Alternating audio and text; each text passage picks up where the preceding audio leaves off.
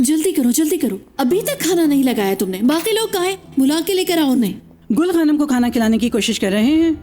वाह जी वाह, यहाँ पर सब भूखे हैं और वहाँ पर एक बच्ची को सब खाना खिला रहे हैं। बाबा, कुछ बात बिजनेस की कर लें। हर तरफ रियान का जिक्र है, बिजनेस की कोई फिक्र नहीं है किसी को। हाँ, तुम ठीक कह रहे हो।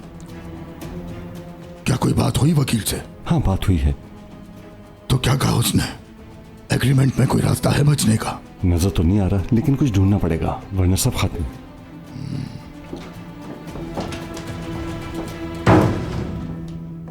यारन, ये तुम्हें क्या हुआ है?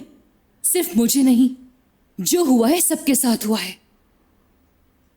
हमें उन्होंने सही पागल बनाया है। मीरान की तो पहले से शादी हो चुकी है, और वो भी गुनुल के साथ। कैसी शादी?